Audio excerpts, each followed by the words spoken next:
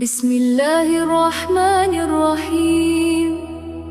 سبحان الذي سخر لنا هذا وما كنا له مقرنين وإنا إلى ربنا لمنقلبون.